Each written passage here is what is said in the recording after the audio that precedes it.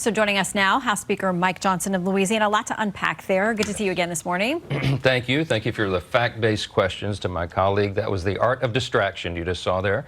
They're trying their best to distract the American people from the simple fact that they've chosen a partisan fight so that they can prove to their Marxist rising base in the Democrat Party that they're willing to fight Trump and Republicans. There is no objective truth to everything he said there.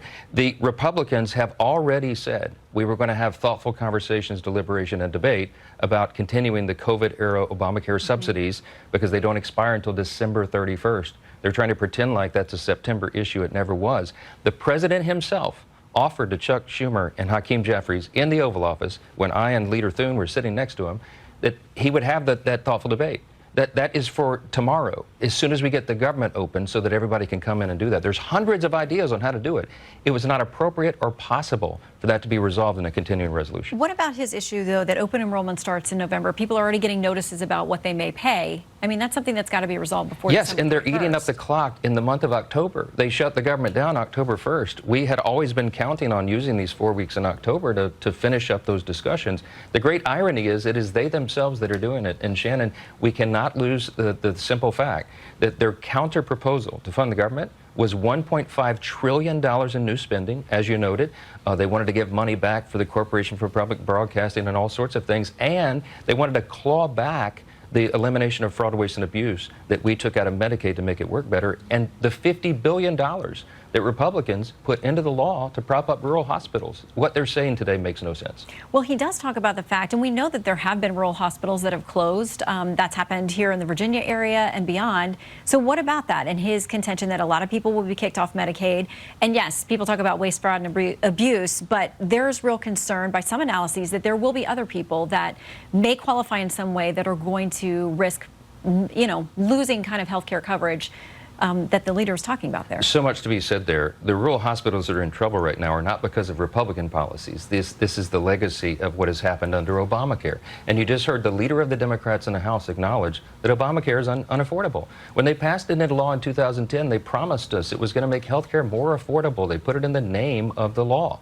It did exactly the opposite. Premiums have risen exponentially since 2010, and they're not affordable. It was never designed to be affordable. Republicans are the party that are fixing health care. We just demonstrated that in the One Big Beautiful Bill, the Working Families Tax Cut. We put in reforms to Medicaid, as I mentioned, that cut out fraud, waste, and abuse. It got ineligible recipients off of the program, and it's brought down the cost and made the resources spread more broadly to the people who actually need it. U.S. citizens who are the disabled, the elderly, and young pregnant women, those kinds of folks who are the people who are intended for that program to help. We're shoring up the program. We're fixing health care. Obamacare is what broke it. So let's get back to those subsidies for Obamacare. He mentioned Congresswoman Marjorie Taylor Greene, a Republican. There are other Republicans who are raising alarm. Here's what she said in part on X. I'm absolutely disgusted that health insurance premiums will double if the tax credits expire this year.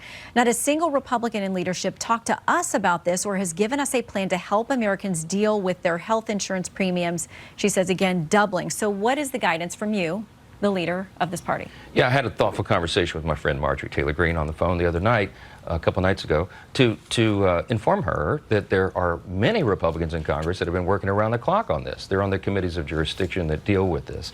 Marjorie doesn't serve on those committees, so I offered to have her come into the room and be a part of that discussion if indeed she wants to do that.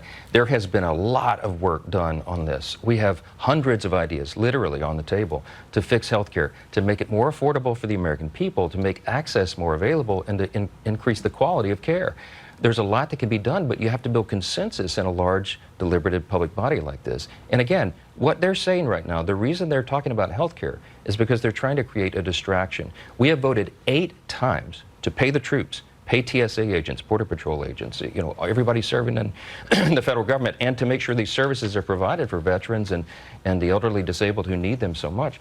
8 times now, Democrats in Congress have voted to close the government. We're on day 10. It's real pain for real people, and they seem not to care. So you mentioned the troops. Let's talk about that, because the president has now said he's ordering Secretary Hegseth to find Pentagon money to pay this week so that none of our active duty folks will miss. And I think all Americans agree that that is a priority. So Democrats say on Friday they tried to offer up a measure on the House floor that would have kept active duty troops paid during any kind of shutdown. They do have at least one Republican signature on it, making it bipartisan. Politico reports this, though: the presiding Republican, Representative Mike Bost of Illinois, gavelled a brief pro forma session to a close before Representative Sarah McElrath, she is the Democrat trying to do this from Maryland, could make a procedural move to try to pass the legislation by unanimous consent. Politico says Congressman Bost was working on your guidance, so why not allow a standalone measure for troops? Because it's unnecessary, because we already voted to pay the troops on September 19th. We have a chart that we used at our press conference showing every time the Republicans have voted to pay the troops and the Democrats every time voted no. We did it in the House September 19th, over 3 weeks ago, sent it to the Senate, and now 7 different times the Democrats in the Senate, all but 3, have voted not to pay the troops. So the ball is in the Senate's court. The House has done its job, and that's what Chairman Bost was referring to there. That Democrat who tried to bring that resolution on the floor voted against paying the troops. Go look at the record. Every single one of them, and only one Democrat in the House voted to pay the troops. And that vote happened 3 weeks ago. So I want to get back to the optics of this, because we heard or we saw what Senate Minority Leader Chuck Schumer said about this is getting better for them every day. I want to play a little bit of what he said about why you guys are going to get blamed for this. Here's what he said. Republicans have the White House. They control the House and the Senate. So when people are laid off, when people are not paid, when people are not getting back pay, they know it's the Republicans trying to do it, even though they're using it to try and bully us. They think the polling is on their side. The American people are going to hold you responsible. Chuck Schumer is incapable of telling the truth right now. I mean, he's been in Congress for 44 years, Shannon. I mean, almost half a century. He knows this is basic civics. Every 8th grade civics student can point out the fallacy in what he just said.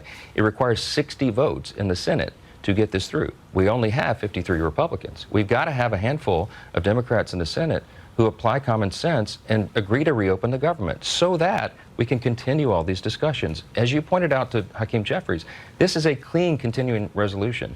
What that means for folks back home is it's exactly the same levels of spending. By the way, it's Biden-era policies and spending, which we loathe. But we're trying to get through the appropriations process to change that and fix it for the country, and they ran out of time because the end of the fiscal year, September 30th, we just need 7 more weeks to finish it.